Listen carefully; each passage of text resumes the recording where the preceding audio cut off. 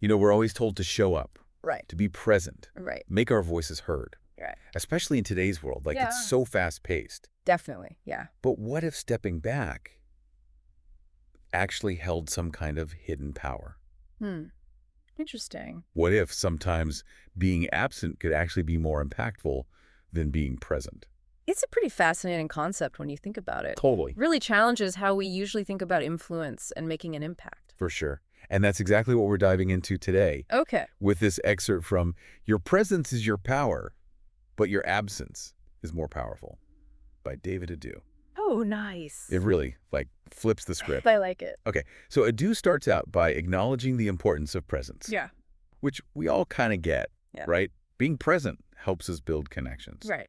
It shows that we're confident, Right. and it lets us, make an impression on people. It's like the first step, Yeah. anything, really. Exactly. But Adu's perspective kind of takes this sharp turn. He's saying if we're always giving our presence so freely, if we're always available, always saying yes, always trying to please everybody, it actually loses its value.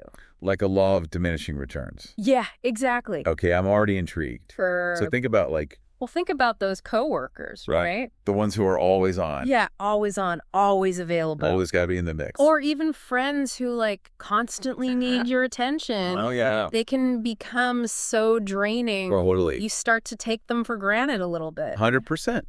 Yeah, that makes sense. Yeah. So then how does absence become powerful? Okay. How does stepping back actually work in our favor? Adu's main idea is that when you're absent, it creates this void, Okay. a space where other people can actually feel the impact of what's missing. Interesting. It disrupts the expected pattern, and it forces people to acknowledge your significance.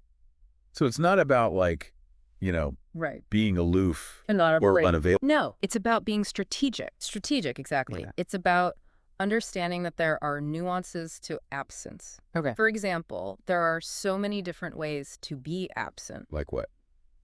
Well, physically, right. Okay. Like when you take a vacation or emotionally, like when you set boundaries in a relationship. Okay. And even digitally, Oh, interesting. when you take a break from social media, right. Yeah. Each one of these creates a very different type of void, and they have their own unique impact. Now that we're talking about different ways to be absent, how do we actually implement this strategic absence? Okay. Well, I mean, without seeming disengaged or unreliable, right? What are some techniques? yeah, for sure. I think it all starts with setting very clear boundaries. Okay. Like learning to say no. Which is hard. It can be very difficult, Yeah. but you have to learn to say it gracefully but firmly. Got it. Instead of immediately agreeing to every single request that comes your way, try saying something like, let me just check my schedule and I'll get back to you. Yeah. That'll buy you some time to figure out if this is something you actually want to commit to. That's a good one.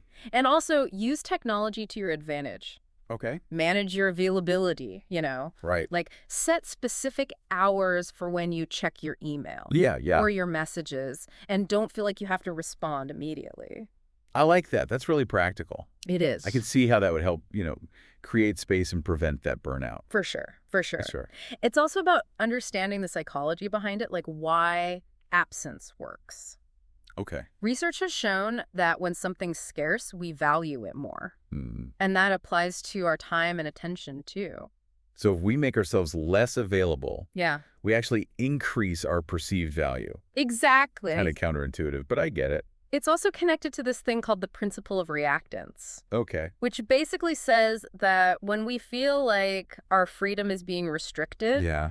we tend to push back. So if someone's always demanding our attention, we might start to resent them. Oh, for sure. But if they give us space, we're more likely to appreciate them being around. Interesting. Yeah.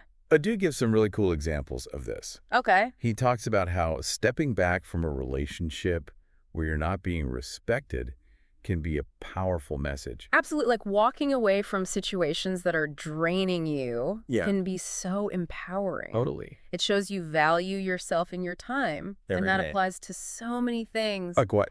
Like a toxic work environment, Okay. a one-sided friendship, Oh, yeah. even unhealthy habits, Anything that's not serving you.